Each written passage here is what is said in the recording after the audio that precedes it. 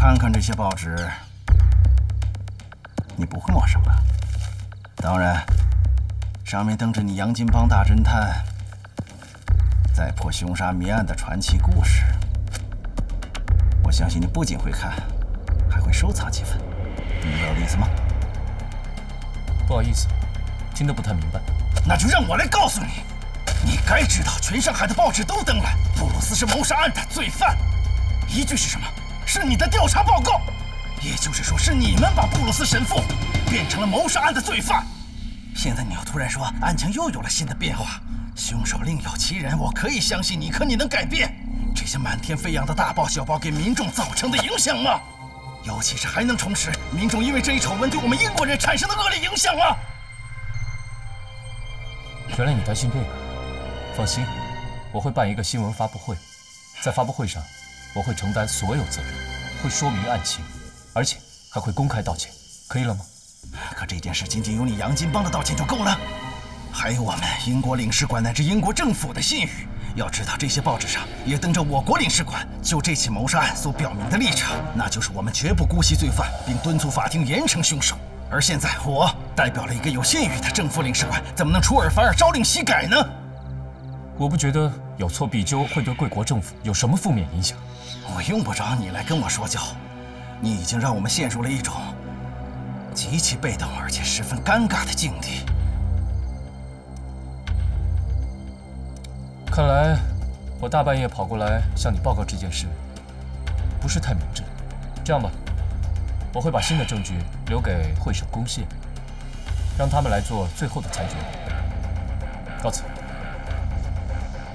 你等等，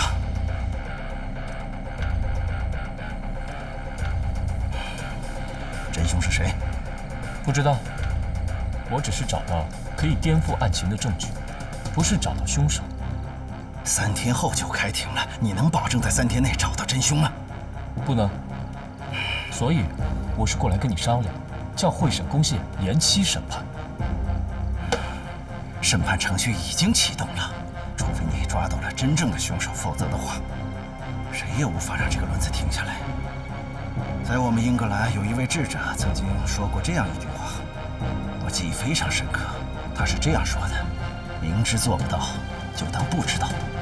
我并不能肯定我的翻译是否准确，但我相信你也是个睿智的人，掂得住这件事的分量。我劝你最好别轻举妄动，免得落个身败名裂，后悔莫及。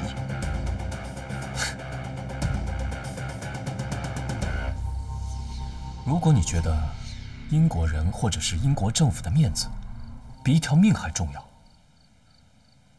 那我对你所谓的绅士，或是你国的文明，真的，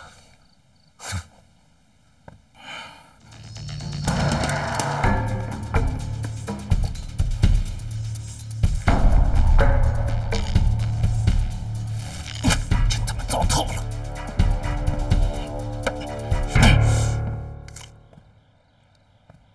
这个约翰逊居然为了维护英国人的所谓信誉，不惜牺牲自己的同胞，简直太虚伪了。我们为什么不把新证据提交给公廨所，在法庭上为布鲁斯神父洗脱罪名呢？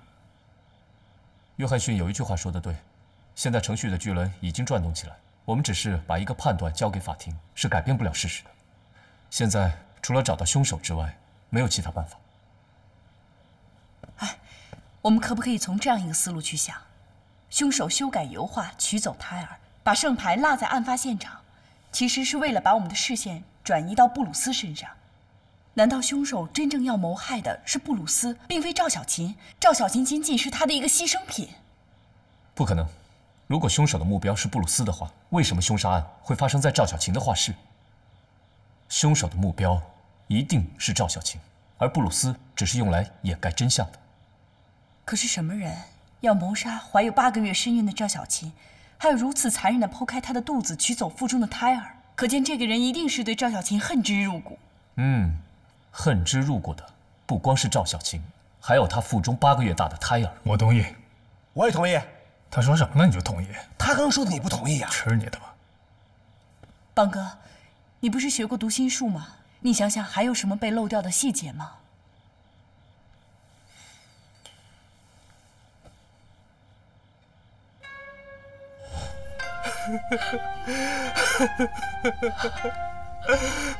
我妻子死得好惨，请你一定要找出凶手，为我报杀妻之仇，拜托。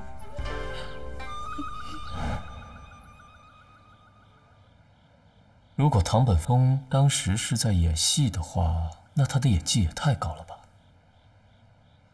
这么说，我们的推断并非无迹可寻。如果按照我们刚才推断的逻辑来看的话，只有当一个父亲发现自己的妻子怀的并非自己的亲生骨肉，才会下此狠手。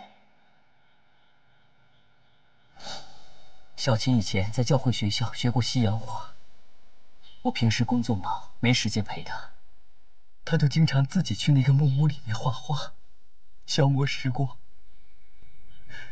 她还告诉我，她最后的那幅画画的就是我们未来的孩子，可是她画都没有画完，她和孩子就……那个布鲁斯，他来过寓所，来过多少次？差不多每周来一次。每次他来之前，少夫人都会把下人们支开，然后用那把钥匙把后门打开，亲自把布鲁斯迎进来，跟着两个人就走进木屋，关上门。少爷，老爷，唐本。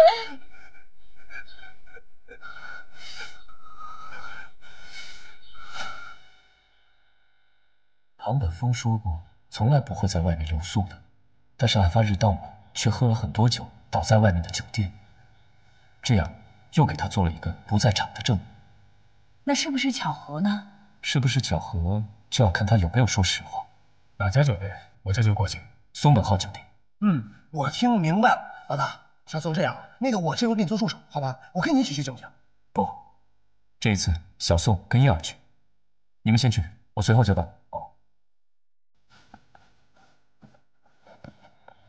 哎，老大，不对呀，他们都有事，我干嘛呀？我们刚才一直在说一个人，不是说谁呀？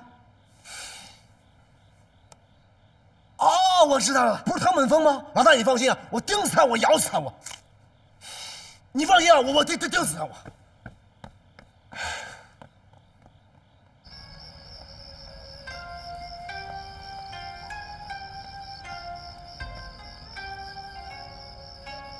我刚一回到上海，就从报上看到了这个消息，真是让我感到惭愧啊！我女儿不守妇道，竟然和一个洋人神父，这不光丢了我赵家人的脸，也让你们家族蒙羞了。知道这个消息，我彻夜难眠，死的心都有啊，丢人啊！我们唐本家也是日本的贵族，一向行事磊落，这件事已经让我们成了日本人的笑柄。我可怜的儿子，以后让他怎么抬得起头来做人呢？事情已经出了，我赵有德代表我不孝的女儿给你们赔罪了。赵老板，不要这样了，毕竟小琴已经死了，不管她做过什么，都已经过去了。重要的是，活着的人还要好好的活下去。以后谁都不准提这件事，就让这一页尽快的翻过去吧。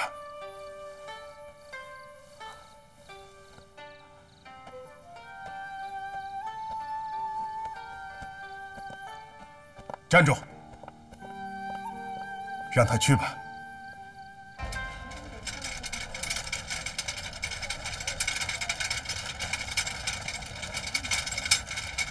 在这停吧。给你钱。谢谢。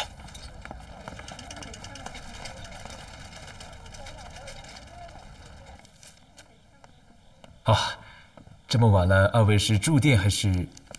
我们是公共租界巡捕房的探员。啊，有事吗？有一件人命关天的事，想找你了解一下。你知道虹口路发生的那件血案吗？啊，听说了，凶手好像是英国神父。我们来是想找你了解一下，案发当日有没有一个叫唐本峰的人在这住过店？我帮你查查。谢谢。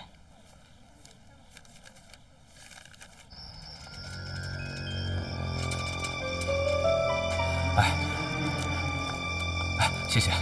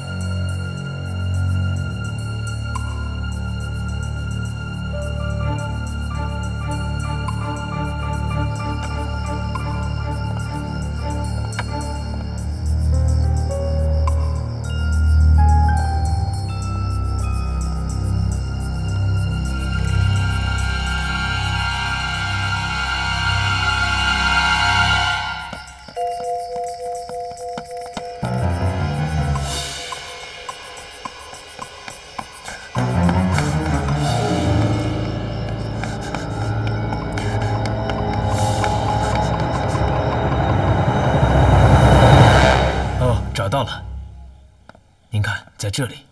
你肯定唐本峰那天晚上是在酒店过的夜吗？是的，因为第二天早上他走的时候还一直向我赔礼道歉。为什么赔礼道歉？他说他昨天晚上喝多了，恐怕把我的房间弄脏了。不会记错吧？不会记错，因为唐本军是我们酒店的常客，就这么几天，我不会记错的。看来他的确有不在场证明，线索又断了。谢谢啊！啊，不客气。走吧。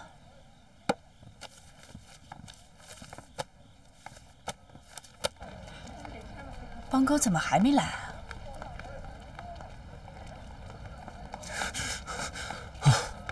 邦哥，正要告诉你20秒，线索断了。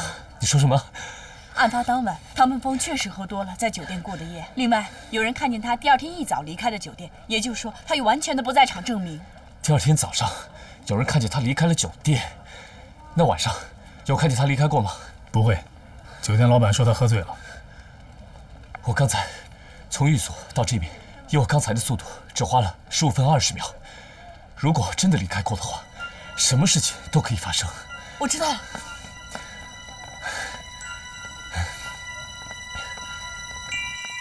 老板，有件事我想确认一下，唐本峰入住的那个晚上，中途是不是离开过酒店？不，这不可能。为什么？因为他喝多了。那天晚上，他一直陪着大阪总社的客人喝酒，喝到9点半，醉得都不行了。他们3个还嚷嚷要去红灯区。我一看，赶紧让伙计把他送到房间。伙计一回来就跟我讲，他一进房间就呼呼地睡着了。那我们可以见见你的伙计吗？这位是？他就是闻名上海滩的大侦探杨金邦。啊，久仰久仰。这样，您稍等片刻，我去把他找来。谢谢。好。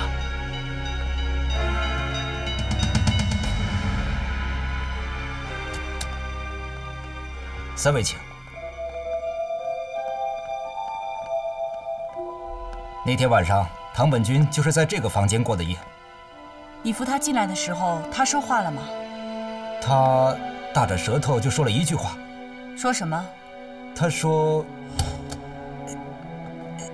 唐本军，您慢点。我不能在这过夜，我老婆快生了，我得回家。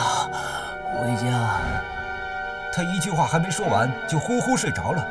那你肯定他从进这个房间到第二天早上，他从来没有离开过这间客房吗？或者说，你照顾好他睡觉之后，中间有看过他吗？大概是10点到11点之间的时候，老板让我过来看看唐本军有没有呕吐。我过来一看，却发现唐本军已经不在房间了。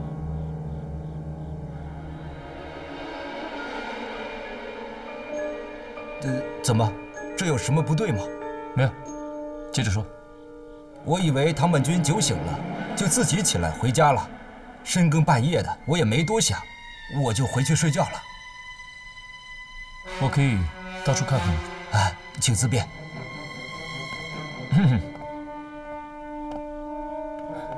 请问你们这房间是？不对呀，酒店老板说唐本峰是第二天一早才离开酒店的，而刚才这个伙计说是晚上10点到11点之间酒醒之后就回家了。他们2个人一定有人在撒谎。我要回家，回家，回家。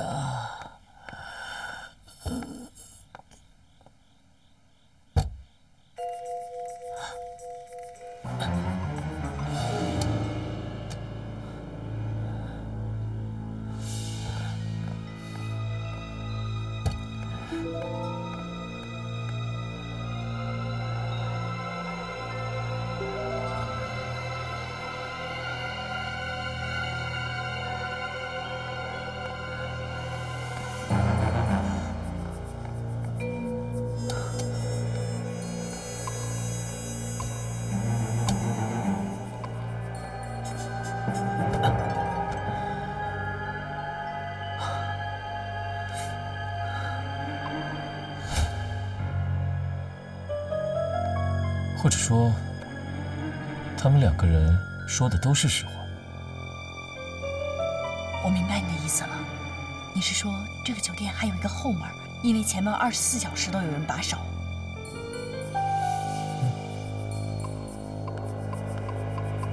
问一下，你们这个酒店是不是还有一个后门啊？有。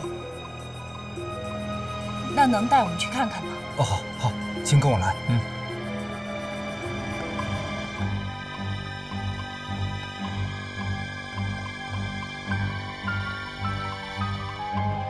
你们看，这里就是酒店的后门。哦，谢谢，你去忙吧。好的。你们看，3更半夜，如果有人从这里进出的话，恐怕不会被人发现。看来唐本峰具备足够的作案时间和动机。要不要通知巡捕房抓人？不急。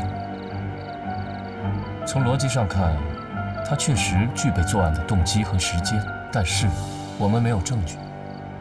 可是留给我们的时间不多了。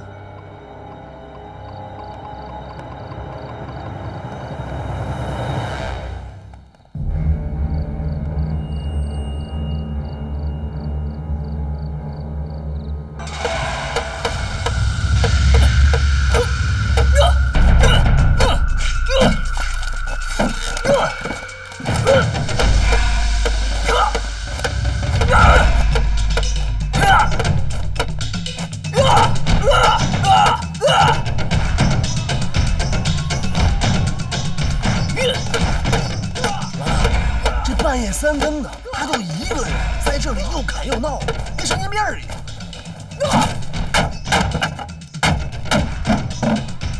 看来今天要做运动。大家小心点啊！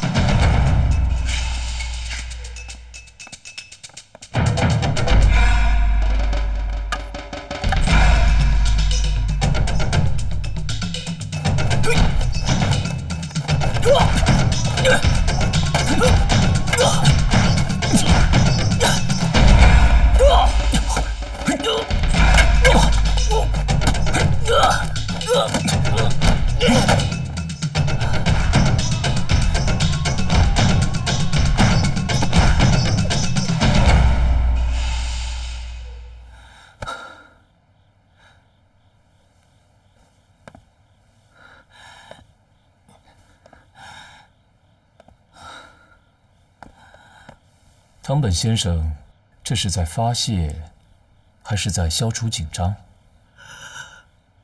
如果一个人的妻子被杀，会在心口上留下一个流血的伤口，紧接着又知道，原来是遭到了妻子的背叛，那又会是什么？那会是在流血的伤口上撒了一把盐。原来你感到更痛心的是那把盐。我那么爱他，我那么爱他，他怎么能做出这种事情？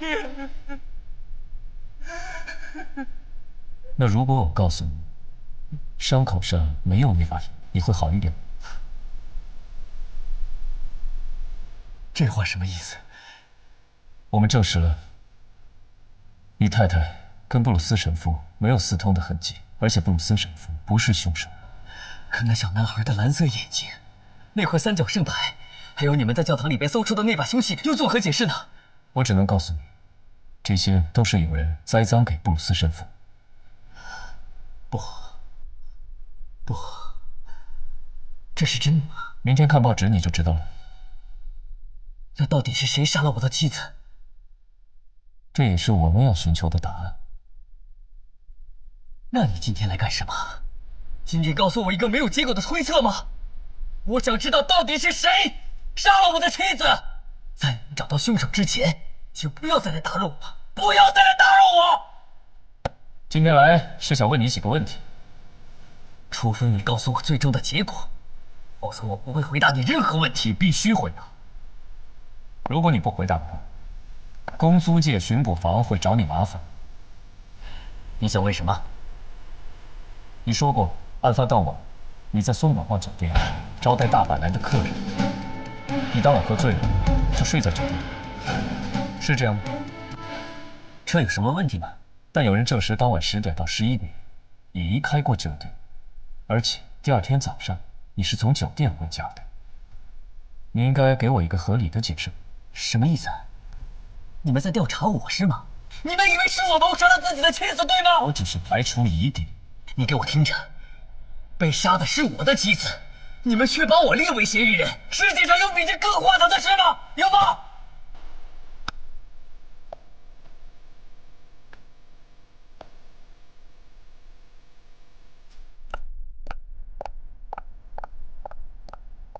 哎，老大，这日本人怎么变得这么快？比翻书还快。阿六啊，我还在流汗。哦，走吧。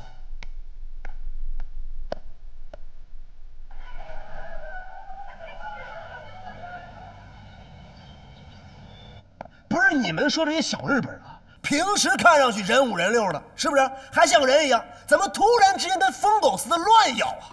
他们现在人在中国，还居然敢辱骂中国人，这帮中国人恨不得踹死他们。依我说呀，这个案子不用查了，小日本爱怎么着怎么着。可你别忘了，本案的被害人也是中国人，所以这案子我们坚决不能放弃。不是什么意思呀？你的意思是说这个案子必须查下去是吗？现在最大的疑点就是案发当晚唐本峰偷偷离开过酒店，只要查清楚了这一点，找到了。找到什么？找到唐本峰不在现场的证据。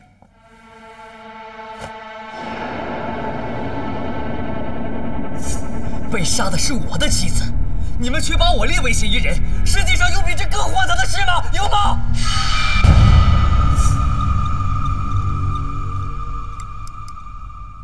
唐本峰的手表，你怎么知道？你问他。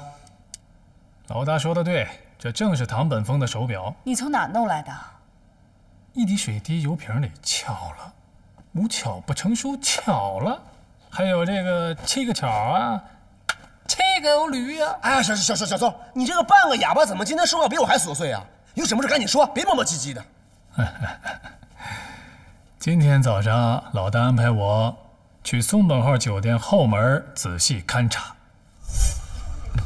我发现后面墙角处有呕吐物的遗迹，我想这大概就是那天唐本峰醉酒后留下的。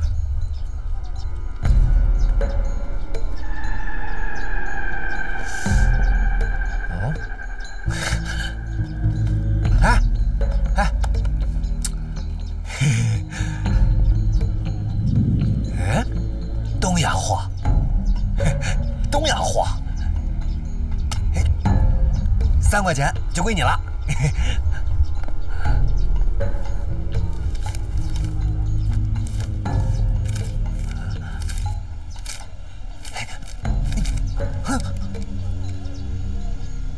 你告诉我这表的来历，就归你。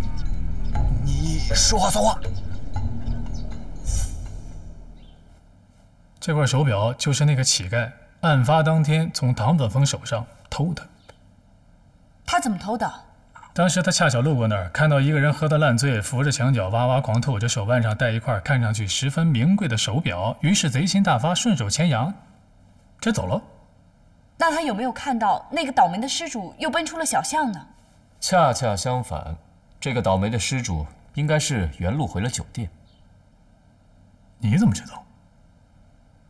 一个醉到连手表被人偷了都不知道的人，怎么去杀人？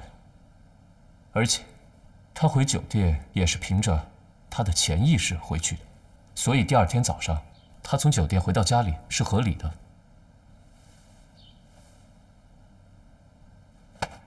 不仅如此，证明表的主人不是本案的凶手，还有乞丐提供的时间，当时是夜晚11点左右，而此时岸田寓所凶杀案已经发生了。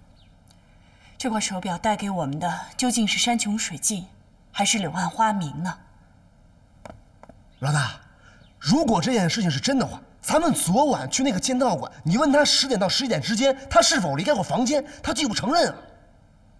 他不是不承认，那是他喝醉失忆了。如果这块手表能够排除唐本峰作案的嫌疑的话，那这就意味着我们的侦破又完全失去了方向。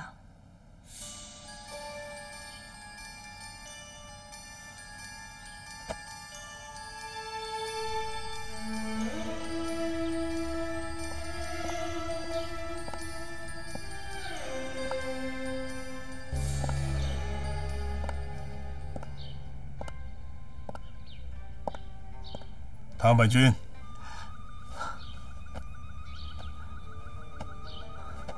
伯父，坐。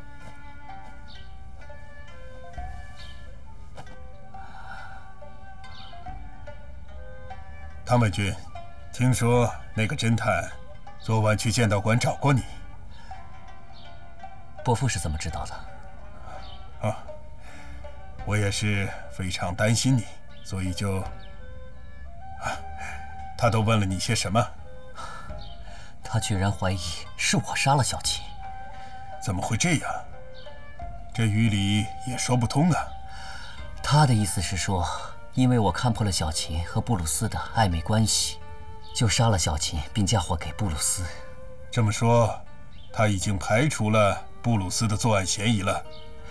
其实我也根本不相信小琴会做出这种事情。布鲁斯也是我和母亲很敬重的神父。我听到这件事情之后，之所以会无比的痛苦，是因为我不相信这是真的。但那一件一件的证据，使我不得不相信。既然现在他们也说布鲁斯和小琴是清白的，我也就……伯父，您在听我说话吗？啊，当然。我在仔细听你说的每一个字，因为我希望你早一点摆脱痛苦。摆脱？其实他们排除什么人的嫌疑，我并不关心。我要的是他们尽快找出真凶，为小琴和未出世的孩子报仇，否则痛苦就会在我后半辈子的人生中如影随形。老爷，老爷，老爷，什么事？报上都登着大侦探杨金邦的正式声明。声明说，少夫人虽然被害，但是和英国神父通奸的事情是假的，少夫人是清白的。嗯。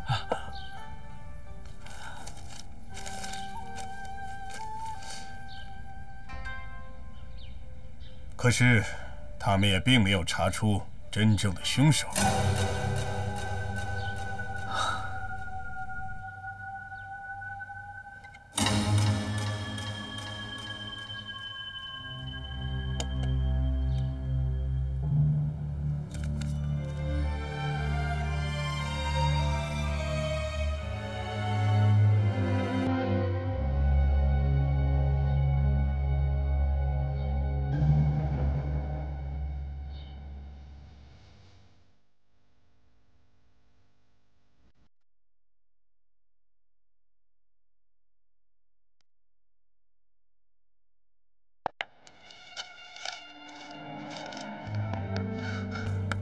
手镯，你也想到了，你先说。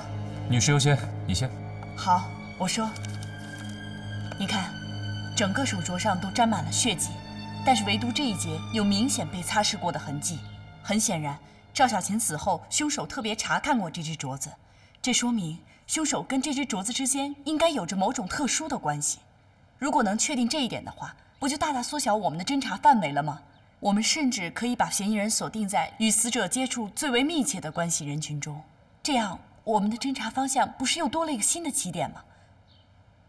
我说完了，该你了。你想到什么？好，到我说。第一，凶手的手段复杂，计划周密，显然是一起蓄谋已久的谋杀案。第二，凶手是从后门进出的，显然他是死者的熟人。第三，如果唐本峰的嫌疑被排除，那么最憎恨赵小琴和她腹中胎儿的，肯定跟死者有不寻常的关系。这时候我就想到一个细节，就是这个手镯。我记得这手镯做工粗糙而且廉价，以赵小琴现在的家境和身份来说，显然是不匹配的，所以她背后一定有故事。看来咱俩的想法不谋而合。刚才你的说法更加坚定了我的判断。马黄、赵永基，老大，看这个镯子，我不管你们用什么方法，一定要找到打造这只镯子的工匠。不是老大，这上海滩这么多金银匠铺，等我们找着了，恐怕也……哎，不是，你找谁呀？啊，请问哪位是大侦探杨金邦啊？我是，找我有事吗？我是赵小琴的父亲赵有德。前几天我去外地采购药材了，昨天晚上才回到上海。可是谁知道啊？你女儿的事，还望你节哀。坐一下吧。啊，不用了，不用了。大伯，您找我们有事儿吗？我是想要回我女儿身上的一件东西。什么东西啊？手镯。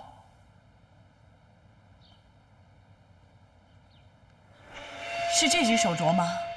啊，是，就是它，就是它。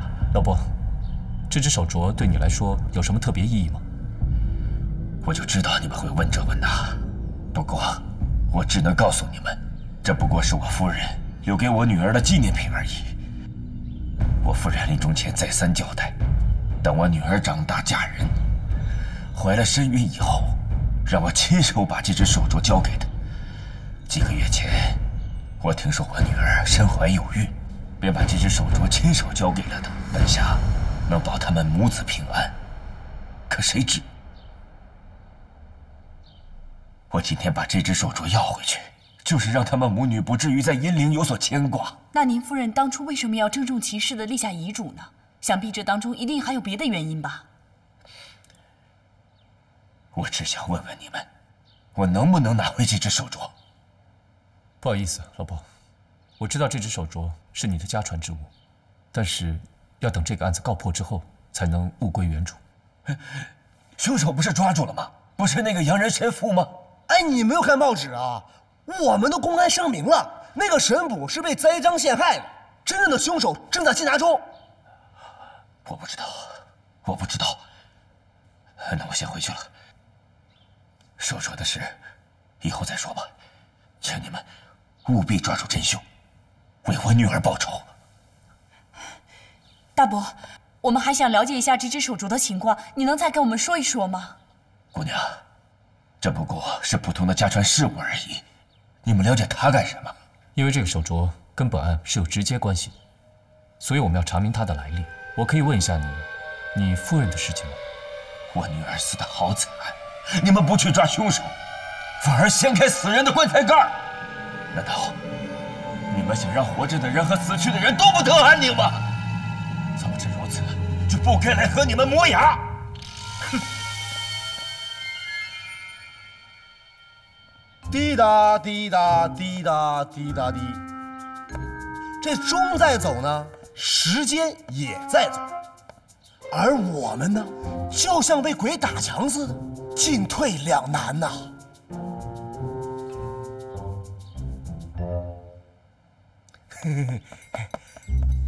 老大，不过我有个想法，咱们能不能让那个巡捕房帮助去传讯赵有德，逼他说出手镯的秘密？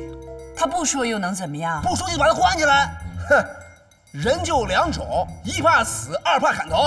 驴的逻辑，人家没犯法，凭什么坐牢？不是小苏，你什么意思呀？你怎么总跟我抬杠啊？是你比驴聪明，你有本事的话，你想个比驴还聪明的主意啊！我去吧。我去对他小以利害关系，不管用什么办法，一定要让他说出手镯的秘密。小宋，你是个画家，艺术上，你比我懂。你看看，这个图案会不会有什么特殊的含义？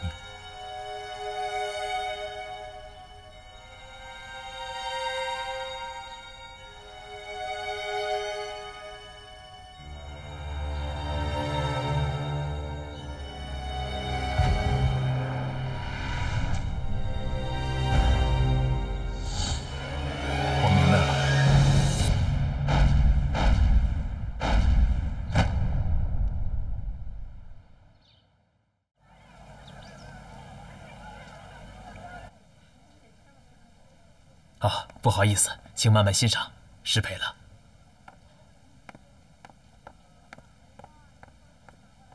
这幅油画和手镯上的符号，表达的是同一个主题。小宋，你别卖关子了，到底什么意思？你们看，日月代表昼夜，正常来讲不应该同时出现，但日和月都是恒定的宇宙物体。而月本身没有光亮，它是通过对日光的反射而熠熠生辉。艺术家会把这种日月的恒定和依赖关系用来表达一种坚定的爱情。像这幅油画《日月同辉》的意境，正是表达了这样一种坚定不移的爱情主题。你这么说我能理解，但是既然想表达爱情的主题，为什么要用永远无法结合的日和月呢？那岂不是会让人联想到他们的爱情是永远无法实现的吗？伊尔的话说到点上了。作者为什么要用这幅画比作男女的爱情？第一，日和月不可能同一时间出现在同一个天空，但是每一年总有几天，当太阳升起的时候，月亮还是高高的挂在天空上。第二，我觉得作者用这幅画比喻是有更深的含义。比如说，他们身份悬殊，明知不可以走在一起，但是他们对他们的爱情很坚定。那这样一来的话，油画上的主题和手镯上的符号岂不是互相印证了吗？我有一个想法，就是那只手镯，它可能寄托着一个男人对一个女人想爱又无法公开相爱的守望情愫。哎，老大，我这儿倒有一个猜想啊，就是这个死者的父亲为什么对这个手镯这么重视呢？而咱们一提到他的夫人的时候，他就突然发怒了。我猜想，这个日代表的就是本案死者的父亲赵有德，而那个月亮代表就是他已故的夫人，也就是赵小青的母亲。说不通，不是为什么呀？因为这幅油画上说的不是一种生儿育女的夫妻感情，说的是一种坚定不移、可望不可及的爱情。哎呀，我们干嘛不问问这幅画的作者是谁呢？叫他来吧。老板，哎，来了。啊，请问找我有什么事？我们想问一下，这幅画您是怎么得来的？哦，这幅画是很多年以前，我从大阪到上海来开这家酒店的时候，就像你们中国人一样，有很多朋友过来送礼祝贺。当时岸田君就亲手画了这幅油画给我。你说的岸田君是？哦，他当时只有30刚出头，刚从意大利学习油画回国。本来他是想当个画家，可是回国以后却被家族指定为上海分社社长。哦，就是现在的上海日本协会岸田有信会长。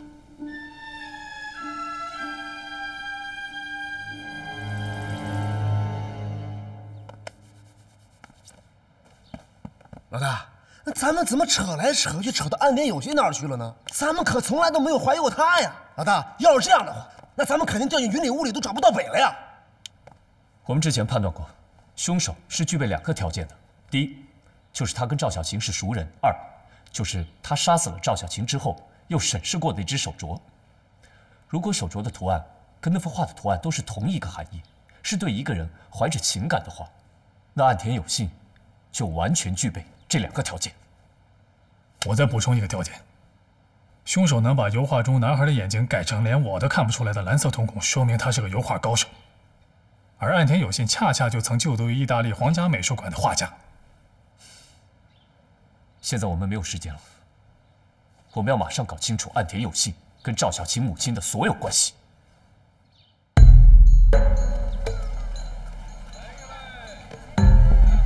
哎，来尝一尝新鲜大个儿的馄饨喽！哎，来尝尝我这大个儿的馄饨。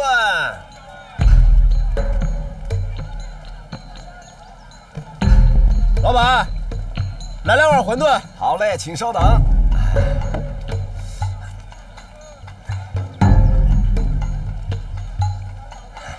二位，馄饨来了。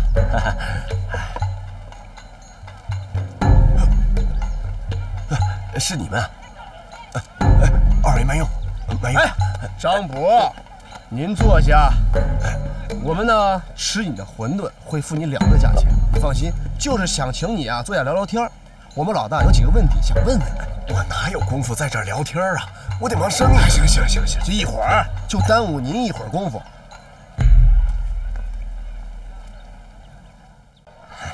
二位，馄饨来了。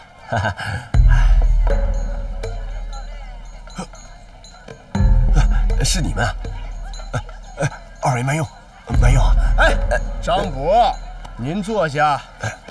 我们呢吃你的馄饨会付你2个价钱，你放心，就是想请你啊坐下聊聊天。我们老大有几个问题想问问你。我哪有功夫在这儿聊天啊？我得忙生意。行，就一会儿，就耽误您一会儿功夫。张伯，我就想问问你，你在岸田家不是做得好好的吗？怎么跑出来开馄饨摊了？我真的是被凶杀案吓着了，再也不敢回那寓所了。想想啊，还不如自己出来摆个馄饨摊儿，自由自在的。阿六，这个馄饨挺好吃的。老大，这个馄饨比那个上海滩城隍庙老馄饨都好吃。哎呦，大侦探，你究竟想问什么呀？没什么特别的。你知道什么就说什么。我知道的，案发那天我都跟您说了，别的我真的不知道了。那不如就说说，你那天是怎样看见少夫人出事的？哎呦，我都说了好几遍了。老大，这馄饨太好吃了，咱们将来得找一大帮人，天天光顾他的生意。没错，不给他钱，天天吃他的。好，那我就再重复一遍。你说。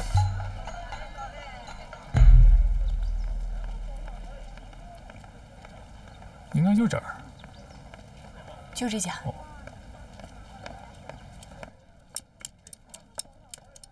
二位稍等一下，抓什么药啊？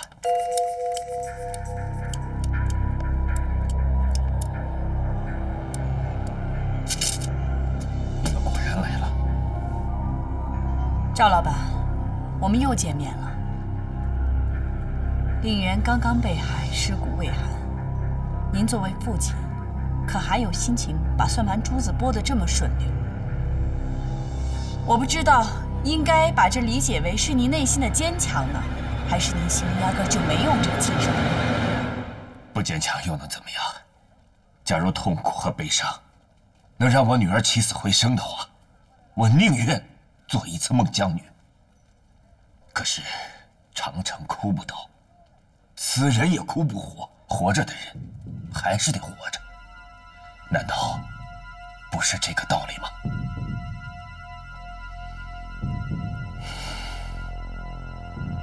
赵大伯，您这么一说，反倒让我觉得有点无地自容了。我为刚才的话向您道歉。我知道你们还会来的。其实我们并不是想来打扰您，我们也是想找到真正的凶手，来为您女儿报仇。我想通了，之前你们在调查我死去老婆时，我心里的确有些难受。不过后来我想想，都过去这么多年了，我也是半截入土的人了，没有什么可隐瞒的。今天，我要把真相告诉你们。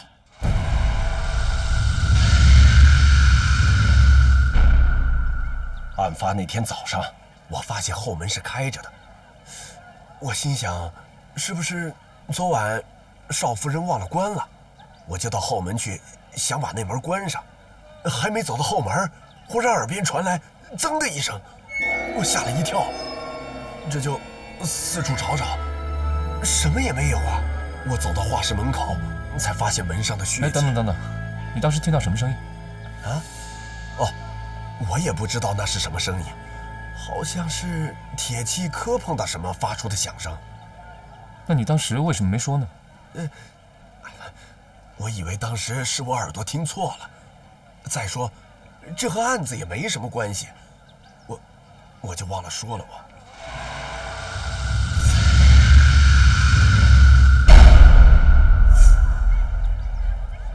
阿六啊，付钱。哦，算了，今天我请了。我们说好了要给你双倍价钱，拿好了啊。下一次肉放多一点。走了。我为什么不说呀？常言说得好，家丑不可外扬。这不，我把家里的事儿都告诉你们了，现在该满意了吧？赵大伯，感谢您能跟我们说这些，但是我还有一个问题想问您。你们是想问我女儿的生辰八字吧？你怎么知道我想问这个？因为之前有人来问过我女儿的生辰八字。谁啊？他是我女婿的义父。岸田有信。岸田社长来的意思，说是日本人有个风俗习惯，根据孕妇的生辰八字和预产期，能够预测生男生女。赵大伯，不要说了，我该说的都说了。镯子的来历，你们也都知道了，希望你们不要再为难我了。您还没告诉我您女儿的生辰八字呢。光绪14年闰8月初3。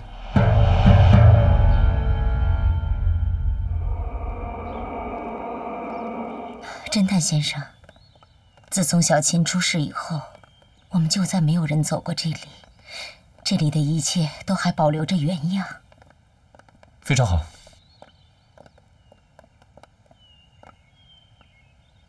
侦探先生，有一句话不知道能不能问。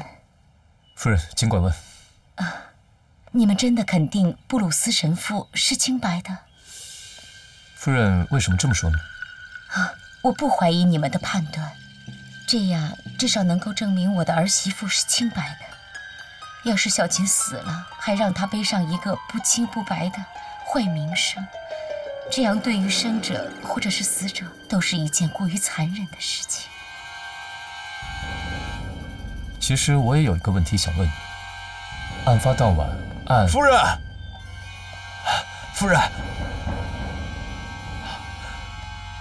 岸田老爷回来了，在找您呢。好的，我马上过去。哎，侦探先生，对不起，失陪了。夫人请。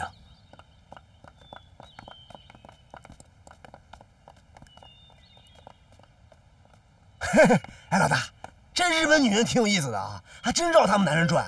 一听她老公回来了吧，屁颠儿屁颠儿的跑过去了。你瞧这猪脑，他俩根本就不是夫妻。不是夫妻，胜似夫妻。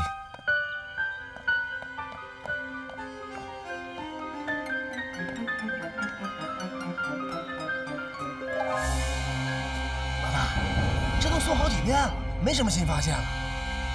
刚才张伯说，当时听到金属磕碰的声音。那你说那块圣牌不会是从天上掉下来的？应该就是他。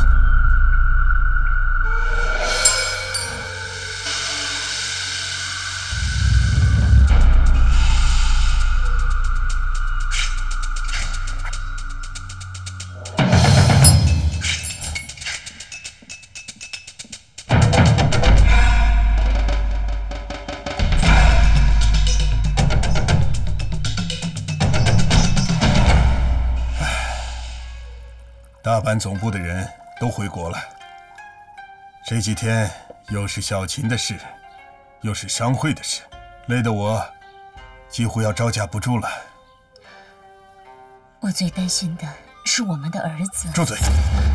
这种话只能放在心里，怎么能说出来呢？可这么多年了，我们俩的事儿为什么还不能公开呢？原来你是担心唐本君知道了以后接受不了，实际上这几年他早就心知肚明了，他不会的。不行，在这件案子尘埃落定之前，我们不能向外界透露任何事情。为什么？这件事和小秦被害没有关系啊！你想想，我们的中国儿媳刚刚过世，如果在这个时间对外公布，那会引起别人的误会的。别人会以为我们根本就没有中国儿媳惨死的悲痛。就是，我怎么没有意识到呢？你这么一说，还真是的。唉，小秦的案子，什么时候才能真相大白呢？我刚才还问了那位侦探，他也……什么？那个侦探今天又来了？啊，来了，刚刚还……他来干什么？啊，他们说要到后院去看一看，现在还在那儿呢。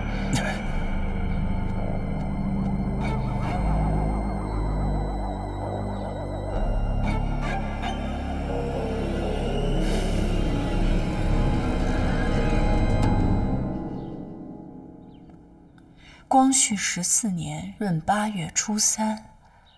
光绪14年2月2，这中间差了7个月零3天。对，就是这个数字。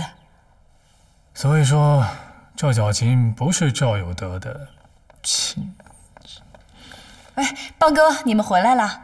我刚想跟你们说呢，我和小宋可是大有斩获。我们有重要线索呀！你知道我们找到什么了吗？我们找到了岸田有信作案的直接证据，你知道是什么吗？三角圣牌。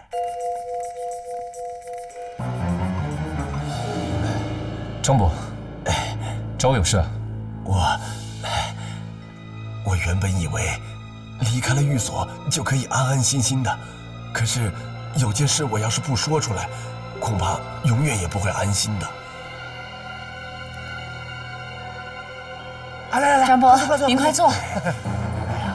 这人啊，心里一旦有了事儿，肯定饭也吃不香，觉也睡不好，这日子怎么可能过得舒坦呢？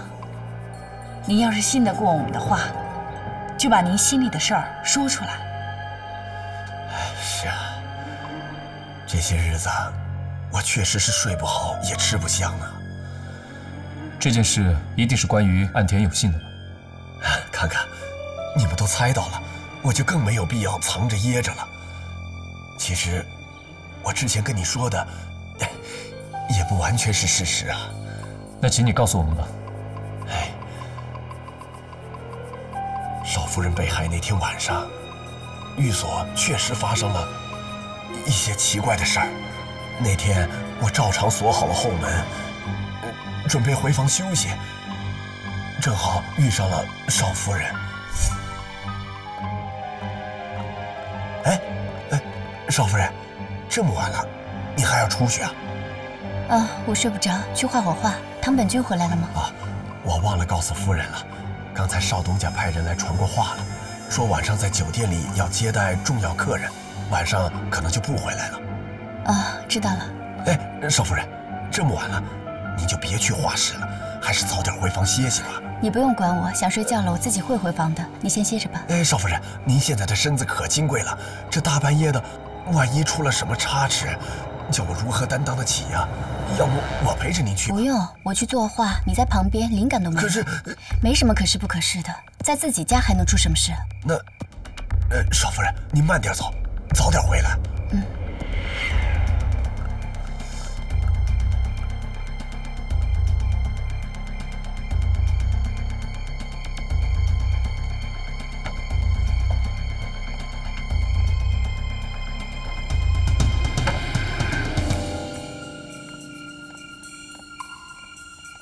老爷，您回来了，您不是在松本号酒店接待日本来的客人吗？啊，我突然感觉身体不舒服哦，就让唐本君招呼客人，我先回来休息一下。老爷，那您早点休息啊。嗯。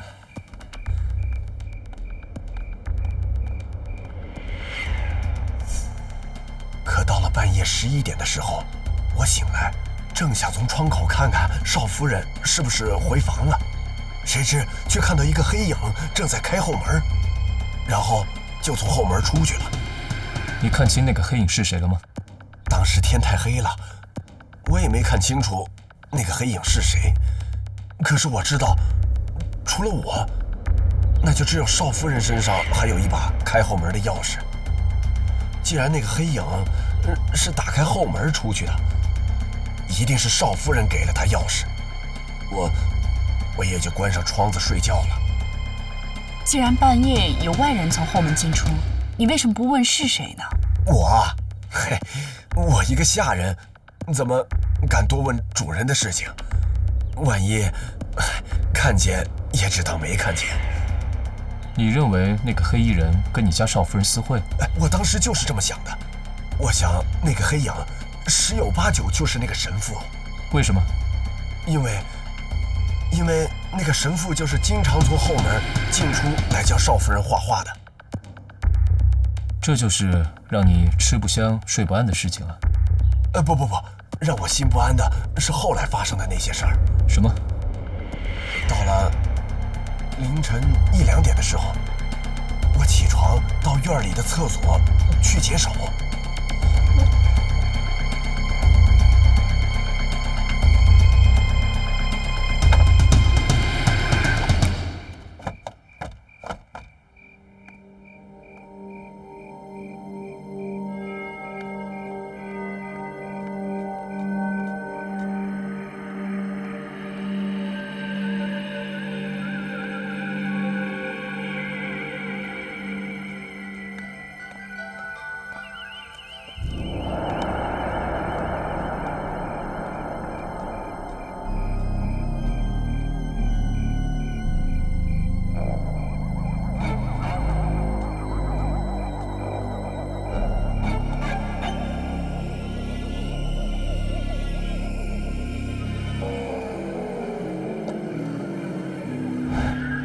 我不知道这件事儿和少夫人遇害有没有联系，但是我总觉得这几天呢，岸田老爷有些古怪。还有一件事儿一直让我想不通。什么事儿？就是那块3角圣牌的事儿。其实那块圣牌是我最早在后院里捡到的。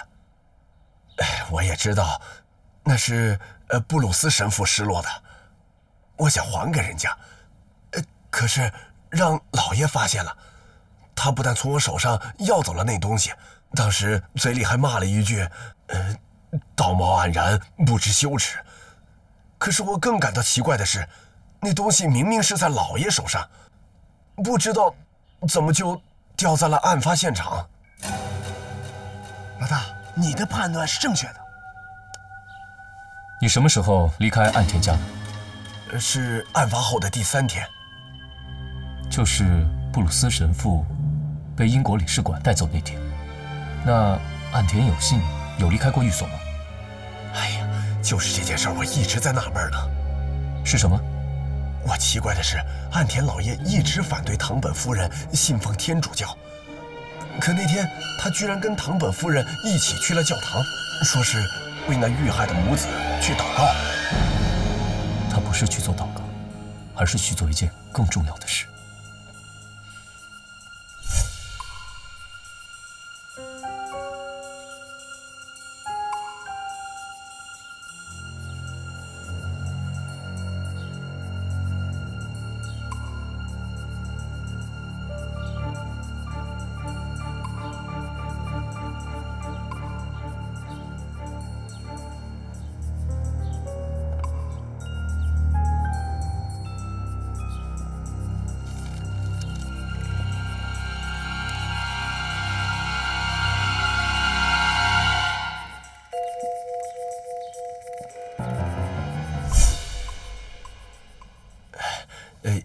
杨侦探，我所知道的都已经告诉你了。要是没什么事儿，我就先回去了。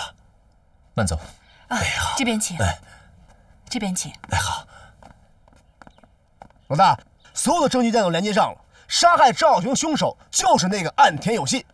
不，凶手不是他。为什么？因为赵小晴很可能是岸田有信的亲生女儿。一个父亲怎么会谋杀自己的亲生骨肉呢？虎毒不食子啊！王哥，我和小宋今天最大的收获就是赵有德说出了那只手镯的秘密。那只手镯是他夫人的遗物。他夫人叫什么名字？叫王月英。也有一个月字。那可能手镯就是他的。那赵有德跟王月英应该是半路夫妻吧？其实王月英是赵有德在门口捡来的媳妇，这话恐怕要追溯到光绪14年2月，赵有德在家门口发现一个姑娘晕倒了，便把她扶回家中，精心照料。3个月后，两人就成了夫妻。而到了光绪的14年闰8月初3，他们就有了一个女儿。刚才我和小宋经过推算，这中间是7个月03天的时间。赵有德虽然不愿意说，但是明摆着赵有德并不是赵小琴的亲生父亲。燕儿，那你也不能确定这个岸田有信就是赵小琴的亲生父亲啊。能把赵小琴和岸田有信联系到一起的，正是那只手镯。之前我们就推测过，那幅日月同辉的油画和手镯上的日月符号，很可能是出自岸田有信之手。赵有德提供说，虽然他从来不问王月英的过去，但是王月英平时偶尔还会流露出日本人的习惯。比如说，他会经常做日本人喜欢吃的寿司，所以我推测，王月英的手镯很可能是岸田有信所造。而且，无论是日月同辉的油画也好，还是手镯上的日月符号，都代表了相爱而不能相守的爱情。这也许正是王月英怀孕2、3个月流浪街头的真正原因。不是燕儿啊，这个我呀就听糊涂了。这个王月英有了岸田有信的鼓动之后，沦落街头，是吧？被赵有德所救，然后跟赵有德生下了一个女儿，叫赵小琴。而赵小琴长大之后，又嫁给了岸田有信的义子。不，这怎么解释呢？能证明岸田有信是赵小琴亲生父亲的，还有一件事。据赵有德说，几个月前，岸田有信曾找他询问过赵小琴的生辰八字。我想，日本人所谓的通过生辰八字推测出生男还是生女的说法，无非是种托词，其真正的目的是想通过赵小琴的生辰八字推测出王月英怀孕的时间，从而来确定自己是否就是赵小琴的亲生父亲。不是这个呀，我觉得牵强，真的啊！你想想，如果说岸田有信想知道这个赵小琴是不是他的亲生女儿，他早该问了，那没有必要说是等到她怀孕之后才想起这事儿啊。因为岸田有信开始没有想到赵小琴是他的女儿。那我请问你，他为什么突然之间想起来了呢？因为他看见赵小琴的手镯了。那更坚强了，好不好？赵小琴加入岸田寓所都2年了，要问他早就该问了，好吧？哎，你的记性还真是好哎！你忘了赵有德早上说了，他的夫人王月英临终前留下遗嘱，说女儿长大了、嫁人了、怀孕之后再把手镯给他，这不就是2、3个月之内的事儿吗？不是，可是我觉得吧，他要真的是赵小琴的亲生父亲，但他怎么可能杀害自己的亲生女儿嘛？所以说，本案的凶手并不是岸田有信。可是，一件件的事实证明，这个凶手就是岸田有信，怎么解释？对，这确实是常理难以解释的悖谬。常理无法解释的事物，一定隐藏着非常理的秘密。我们要找到解开这个秘密的钥匙。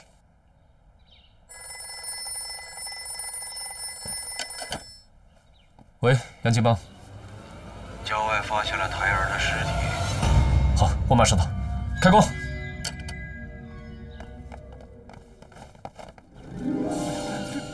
让一下，让一下。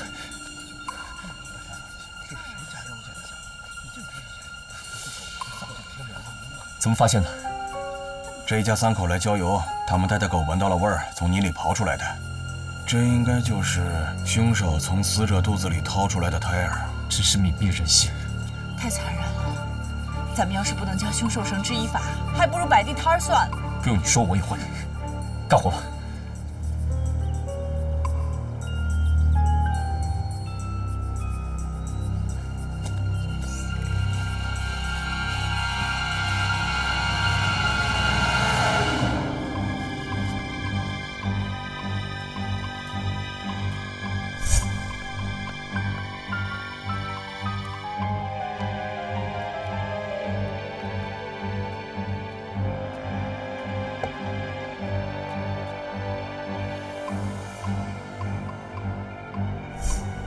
杨金豹，英国领事馆还在给会审公弋施压。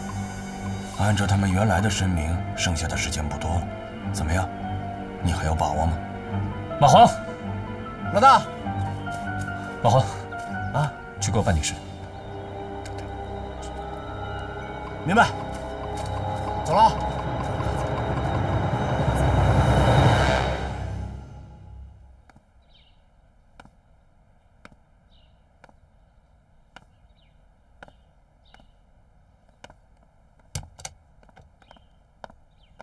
化验结果出来了，是一具不足8个月大的胎儿，死亡时间大概7到8天左右。经血型化验和赵小琴为同一血型，特征也与本案相符，所以肯定就是赵小琴腹中的胎儿。邦哥，我还是无法相信这会是出于一个父亲的恶念。这个岸田有幸就是凶手，我要把他送上断头台。可是这个岸田有幸到底是出于什么原因、什么目的？要谋杀自己的亲生骨肉呢？难道仅仅是因为他知道赵小琴和一位洋神父私通，就要谋杀自己的亲生女儿吗？这世界上没有无缘无故的爱和恨，我们只有找到凶手的犯罪动机，才能够取信会审公廨上的那些。你说的对，世界上没有无缘无故的爱和恨。要定他的罪，一定要搞清楚他的谋杀动机。老大，我杀出来了，看他怎么狡辩。赵一啊！哎呀，我让他接我来了，什么意思呀？怎么回事啊？去哪儿了？交给我吧。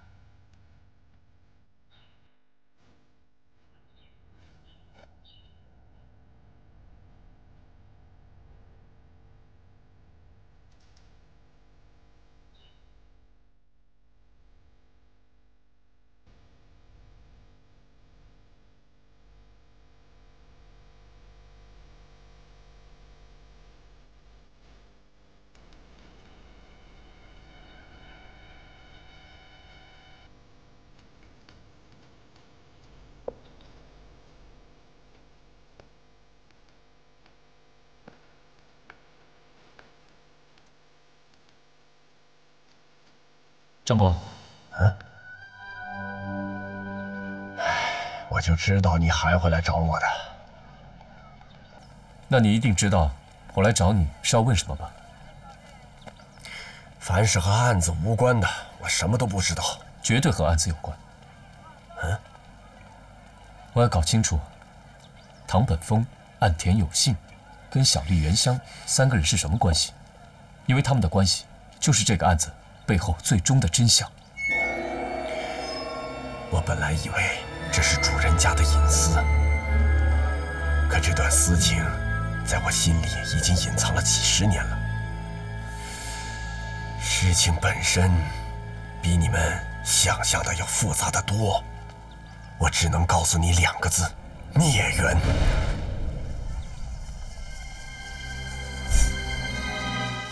哎，岸田、唐本姓氏不同，复杂。是也不是啊？是这样，那个叫唐本峰的亲生父亲叫唐本秀明，10年前因病在上海去世了。这个岸田有幸就把他们母子就那女的就是唐本秀明的老婆，10年前一直跟丈夫在中国做生意。她和岸田有幸一直都是以叔嫂相称。唐本秀明死后，岸田有幸就把他们母子俩接到家里抚养。他一直都没娶，所以唐本峰就成了养子。我早该想到的，我早该想到的。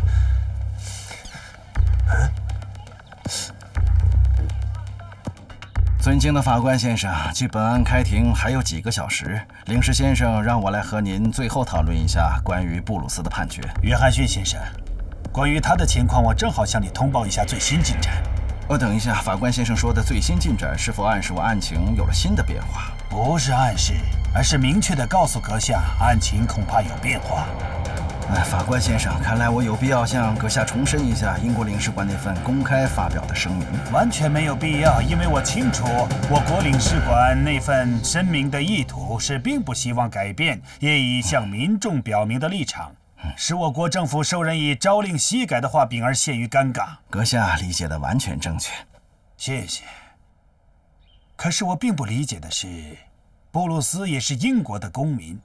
如果此案最终证明他是无辜的，难道这不是英国政府所希望看到的吗？法官先生，我对您的人品以及渊博的法学知识深表敬意，但我必须提醒阁下，如果在领事馆代表英国政府发表公开的声明之前，这还仅仅是一件普通的司法命案，那么在公开声明发表之后，这就已经上升为一个政治事件了。您必须要懂得的是，政治是高于法律的。相对而言，一个神父的个人荣辱无足轻重。作为一个英籍法官，您必须清楚，维护大英帝国的国家信誉和利益，才是你应该履行的神圣使命。否则，国家随时可以给您提供回程的船票。当然，我还要向您格外声明的是，这并不是我的个人观点，而是韩德勒先生让我转告阁下的国家意志。希望我刚才的话不会让您感到为难。不，我在想，是否有一种可以两全其美的结果？这世上要真有什么两全其美的结果，我相信政府也会乐见其成。可是，我觉得，可是巡捕房可能很快就将真凶缉拿归案了。真的？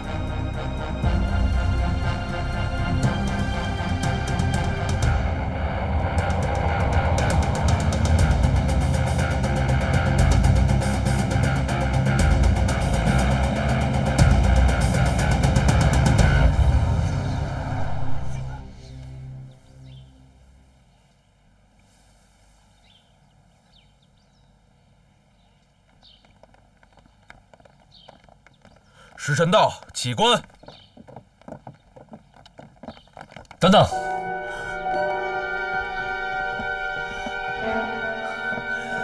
侦探先生，今天是我爱妻的下葬日。无论你想做什么，请都留待死者入土之后。拜托。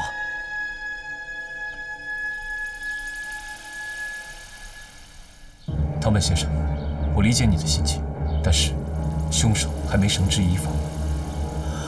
你的妻子在九泉之下昏迷木木。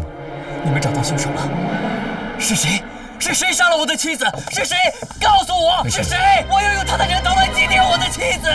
告诉我是谁！是谁！我要杀了他！安静，安静！告诉我是谁！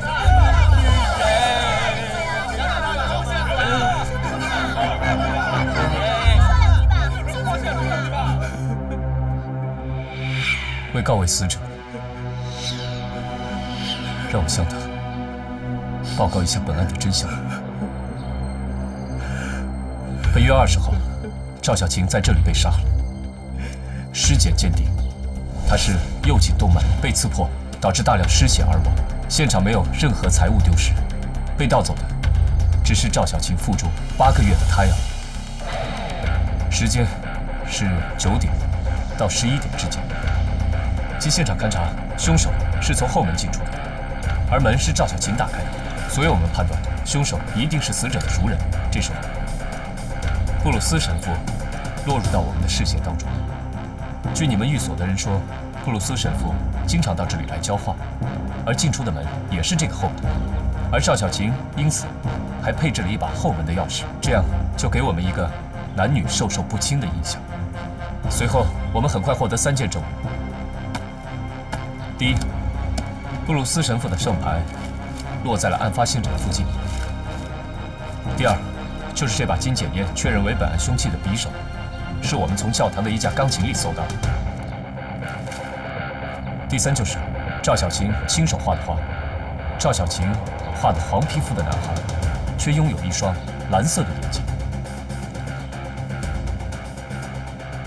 这一点很容易让我们联想到，画上这个蓝眼睛小孩，是跟白皮肤蓝眼睛的布鲁斯神父有关。这样，就会把“凶手”两个字重重地钉在布鲁斯神父的头上。当这个案子快要告破的时候，有一个人对我们的判断提出了疑问，这个人就是这个小孩。当然，这个小孩不会说话，但是他的眼睛隐藏了一个颠覆性的秘密。赵小琴亲手画的小男孩并不是蓝眼睛，这双蓝眼睛是有人刻意篡改的。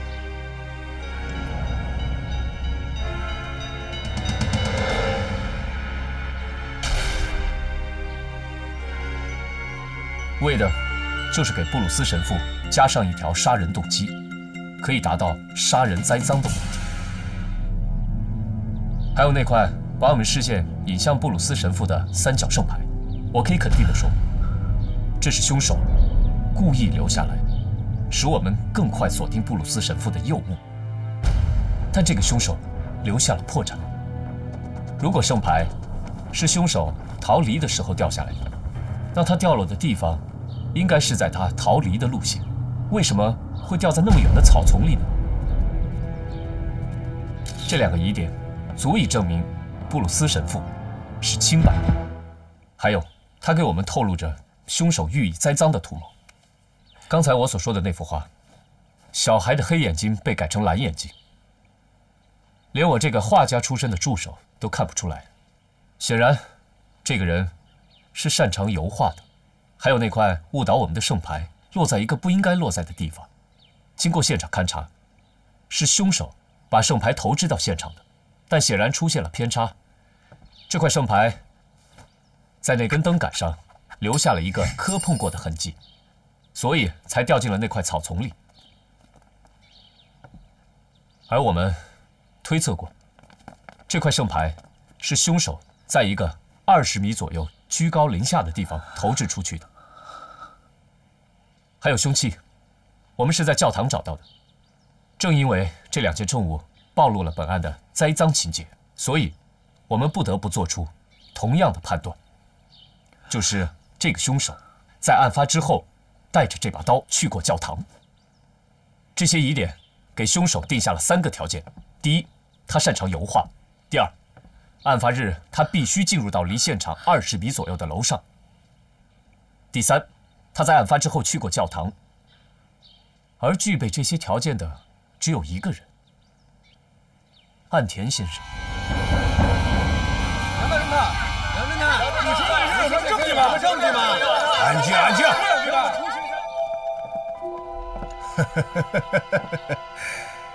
大侦探，真是好口才。也得你给我的好素材，我才可以表现出我的口才啊。可我怎么总是觉得阁下好像是在编故事啊？那好，我再给你几个实证。我们已经证实你之前在英国皇家美术馆学过油画，这就是你20年前的作品。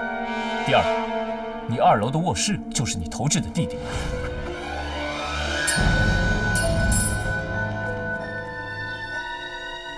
第三，一向反对小丽夫人信奉天主教的你，居然在案发第3天陪小丽夫人去教堂祷告，足够了吗？哼，那都是你的推理而已。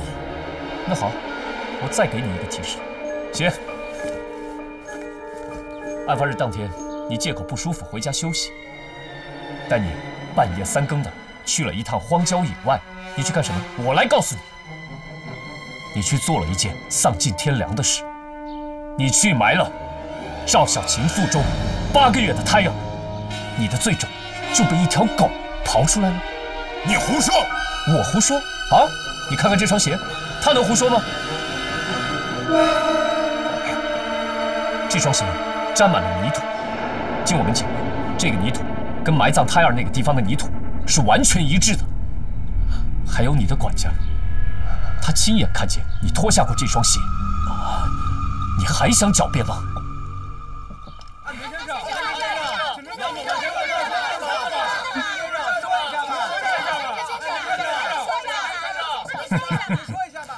对于阁下的指控，我无需辩解。不过，我倒是想要问问，赵小琴作为我义子的妻子，也就是我的儿媳，你们中国有句古话叫“虎毒不食子”，我为什么要谋杀我自己的儿媳呢？虎毒不食子，说得好。但是我说你，比虎狼还狠毒。你说赵小琴是你儿媳，但是我告诉你，她不是。够了！你完全是在恶意诽谤！你现在给我滚出去，否则我就拿你祭奠我的妻子！我要杀了你！出去！不要这样！安静，安静！唐本先生，我对你的难过，要是非常理解和同情。但是，如果你能够为岸田先生做一个辩解的话，我可以马上回去，把我的侦探招牌摘下来，而且以后不当侦探。好，你给我听好了，他绝对不会杀我的妻子，因为我不是他的义子，我本来就是他的亲生儿子。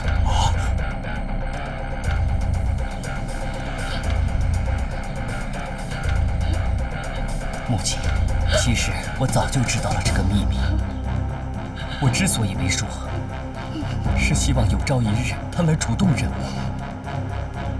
但是今天不得不说了，其实在我心里早就接受了这个事实。